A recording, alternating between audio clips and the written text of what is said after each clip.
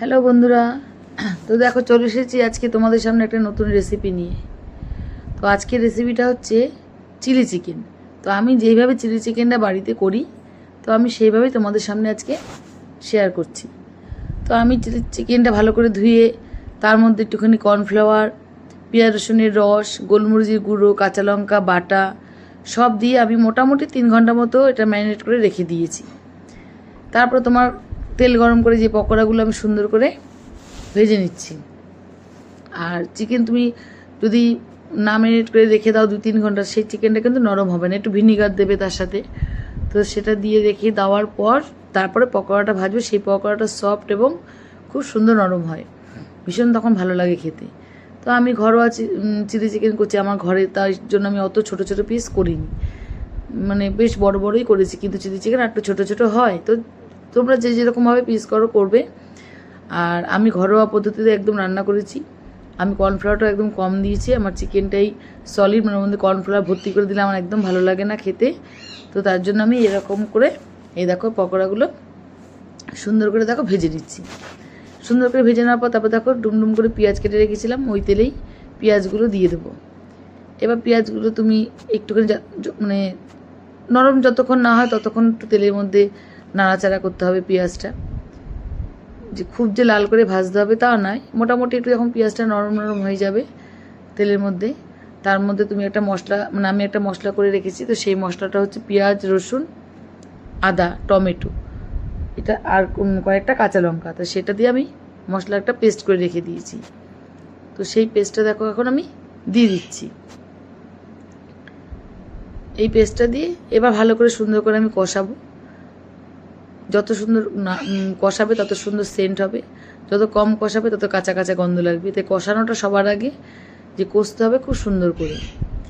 তো দেখো আমি ভালো করে কষিয়ে নিয়ে অল্প একটু হলুদ দিচ্ছি, তখন আমার হলুদ দেওয়া ছিল না, দিয়েছিলাম মনে হয় অল্প। তো যাই হোক অল্প করে দেবে, বেশি বেশি হলুদ লাগবে না। আর এটার মধ্যে দেখো আমি টমেটো, রসুন কুচি, আদা কুচি, কাঁচা লঙ্কা কুচি, চিলি চিকেনের যতই পেস্ট দাও এই কুচি কিন্তু দিতেই হবে। এই কুচিটা না দিলে কিন্তু সেই টেস্ট কিন্তু আসে না এবং সেই সুগন্ধটাও আসে না। তো এই কুচি, অন্তত রসুন কুচি, লঙ্কা কুচি, আদা কুচি, এগুলি কুচিয়ে দিতেই হবে চিলি চিকেনে, টমেটো কুচি। তো সেটা দিয়ে দেখো ভালো করে সুন্দর করে আমি কষিয়ে নিয়েছি, ভালো করে কষিয়ে নিচ্ছি। কষিয়ে নেওয়ার পর দেখো এই যে কিষানের টমেটো সস, তো এই সসটা আমি দিচ্ছি। এবার যে যেরকম টক খাবে, ঝাল খাবে, তার স্বাদ অনুযায়ী দেবে। কারণ আমি চিলি চিকেনের টকটা কম খাই, তাই টকটা আমি একটু কম দিয়েছি।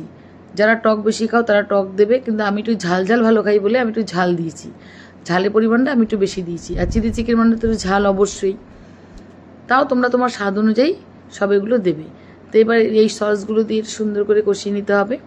দেখো তারপরও আমি ভালো করে সুন্দর করে কষিয়ে নিচ্ছি। এবার কষিয়ে নেওয়ার পরে তারপরে দেখো এর মধ্যে আমি সয়া সস দেবো। আর এই সয়া সস দেওয়ার সময় তোমরা একটু নুনটা কিন্তু অবশ্যই চেখে নেবে, কেন সয়া সস দিলে কিন্তু সয়া সসে কিন্তু নুনটা থাকে আর কি। এবার নুনটা কিন্তু তোমরা ভালো করে আগে পরে চেকে নিয়ে তারপরে সয়া সসটা মেলাবে। নুনটা আগে কমই দেবে, সয়া সস দেওয়ার পরে তারপর নুনটা টেস্ট করবে, নাহলে কিন্তু নুন বেশি হয়ে যাবে, চিলি চিকেনের স্বাদটাই নষ্ট হয়ে যাবে। আর এটা তোমরাও তোমাদের মতো করে বুঝে বুঝেই দেবে সয়া সসটা, যেটা বললাম আমি সেরকম বুঝে বুঝে দেবে। তো দেখো সয়া সসটা দিয়েও আমি একটুখানি সুন্দর করে আবার কষিয়ে নিচ্ছি। এবার কষিয়ে নেওয়ার পরে এরপরে আমি দেবো হচ্ছে ক্যাপসিকামটা আমি সবসময় একটু পরে দিই। ক্যাপসিকামটা পরে দিলে সুগন্ধটা, মানে গন্ধটা খুব সুন্দর হয়। আর টেস্ট তো আছেই চিলি চিকেনে, ক্যাপসিকাম না দিলে মোটেই চিলি চিকেন হয় না। তা আমি চিলি চিকেনে তোমরাও চেষ্টা করবে ক্যাপসিকামটা একটু পরে দেওয়ার, দিয়ে তারপরে এই চিকেন পকোড়াগুলো সব দিয়ে দেবে, দিয়ে এটাকে বেশ করে এই মশলার মধ্যে নাড়াচাড়া করবে সুন্দর করে। চিকেন এই পকোড়াগুলোর মধ্যে একদম মশলাটা ভালো করে একদম মাখিয়ে নেবে সুন্দর করে। দেখো আমি এই মশলাটা এই চিকেন পকোড়াগুলোর মধ্যে সুন্দর করে নাড়িয়ে মিক্স করে নিচ্ছি। আমি দেখেছি অনেক মানে চিলি চিকেন যে মানে জল দেওয়ার পর, ঝোলটা দেওয়ার পরে অনেকে পকোড়াগুলো দেয়, কিন্তু না, পকোড়াগুলো মশলার মধ্যে তোমরা কষিয়ে নিয়ে দেখো, তাতে টেস্টটা বেশি ভালো হয়। ভালো করে সুন্দর করে চিকেনগুলো ভালো করে কষিয়ে নেবে যতক্ষণ না ভালো করে ঢুকছে মশলাগুলো। তারপরে তোমরা পরিমাণ মতো জল দেবে। তো দেখো আমিও জল দিয়ে দিয়েছি, আর জলটা আমি একটুখানি গরম করে দিই। সব সময় আমি চিকেন মটন যখনই যাই করি আমি একটু গরম জল করেই দিই। এরপরে দেখো একটা পাত্রে আমি একটু জলের মধ্যে অল্প একটু কর্নফ্লাওয়ার গুলিয়ে নেব, যে চিকেনের ওই কাইটা যেন একটুখানি ভারী ভারী হয়। তো তার জন্য কর্নফ্লাওয়ার একটুখানি গুলিয়ে নিচ্ছি। এটা নেওয়ার পরে দেখো এরপরে এই কর্নফ্লাওয়ারটা আমি দিয়ে দিচ্ছি,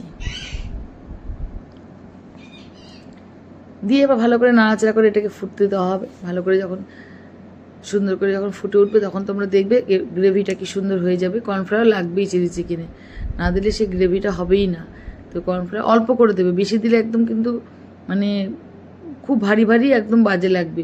পরিমাণ মতো বুঝে বুঝে দেবে কর্নফ্লাওয়ারটা। তো দেখো এই দেখো আমার চিলি চিকেন। তো দেখে কেমন লাগছে অবশ্যই জানিও। যে আজকের মতো আমার এই চিলি চিকেন তৈরি। তো আমি ঘরোয়া চিলি চিকেন এইভাবেই করি। তো আমি আজকে আমার রান্নাটা তোমাদের সামনে শেয়ার করলাম, যেইভাবে আমি ঘরে করি তো সেইভাবে আমি তোমাদের সামনে শেয়ার করলাম। টাটা বন্ধুরা, তোমরাও আমার এই রেসিপিটা করে দেখো। টাটা।